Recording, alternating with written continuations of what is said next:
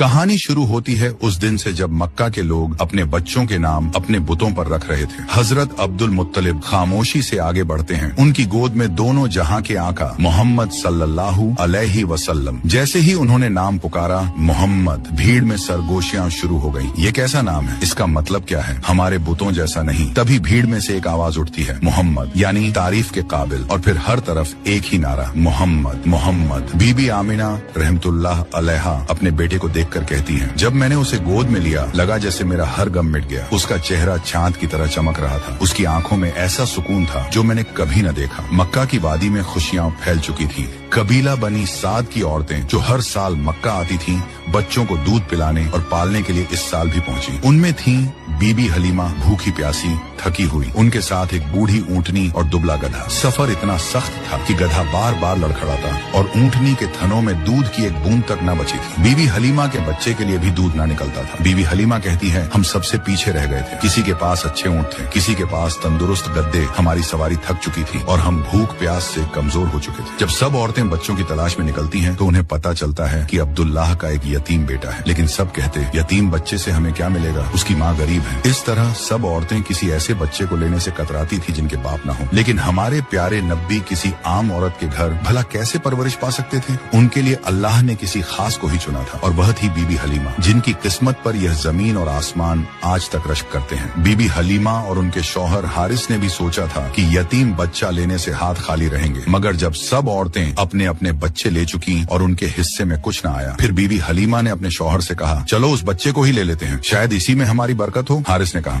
हाँ क्यों नहीं, शायद यही बच्चा हमारे नसीब बदल दे। और जब बीबी हलीमा बीबी आमिना रहमतुल्लाह अलैहा के घर पहुंची तो उन्होंने देखा और आगे क्या हुआ जानने के लिए पार्ट 2 जरूर देखें।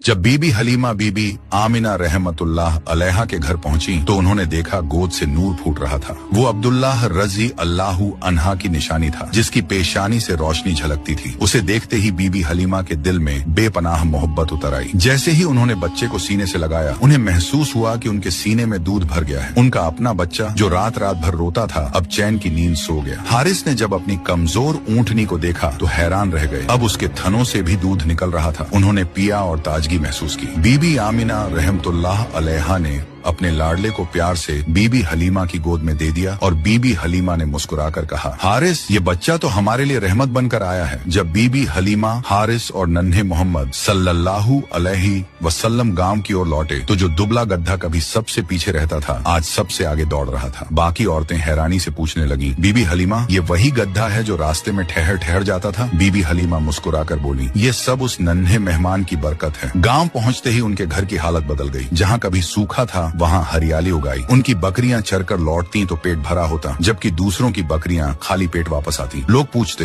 हलीमा, तुम्हारे घर ये कैसी खुशहाली है? और बीबी हलीमा दिल ही दिल में समझ जाती कि ये सब उसी बच्चे की वजह से है। इस तरह बीबी हलीमा के घर दोनों जहां के आका तशरीफ फरमाते। बीबी हलीमा कहा करती थी, मैं मोहम्मद को अपने बेटे से भी बढ़कर चाहती हूँ। जब वो चूल्हे पर रोटियां सेंकती तो आग की तपिश उन्हें महसूस तक न होती। घंटों प्यारे नबी सल्लल्लाहु अलैहि वसल्लम को गोद में लिए उनके चेहरे की रौनक देखती रहती और सोचती कि उनका घर जन्नत बन गया है। मुझे इस बच्चे ने कभी कोई तकलीफ ना दी, बल्कि मेरी हर तकलीफें इसने दूर कर दी। वक्त गुजरता रहा और प्यारे नबी सल्लल्लाहु अलैहि वसल्लम अब करीब 3 साल के हो चुके थे। एक दिन उन्होंने अम्मा हलीमा से पूछा, अम्मा, मेरे भाई रोज कहाँ जाते हैं? बीबी हलीमा ने कहा, मेरे शहजादे, मेरे जिगर के टुकड़े, वो बकरियां चराने जाते हैं। नबी सल्लल्लाहु अलैहि वसल्लम ने फरमाया, मेरा भी दिल चाहता है कि मैं उनके साथ जाऊं। बीबी हलीमा बोली, मेरे प्यारे बेटे, तुम बहुत नाजुक हो, मुझे डर लगता है कहीं आपको यह धूप परेशान न करे। मैं आपको तकलीफ में नहीं देख सकती। मगर जब प्यारे नबी सल्लल्लाहु अलैहि वसल्लम ने बार बार कहा तो आखिरकार अम्मा हलीमा ने इजाजत दे दी। हालांकि उनका दिल अब भी फिक्रमंद था। इस तरह अल्लाह के प्यारे हबीब नबी सल्लल्लाहु अलैहि वसल्लम बकरियों को लेकर जंगल की तरफ जाने लगे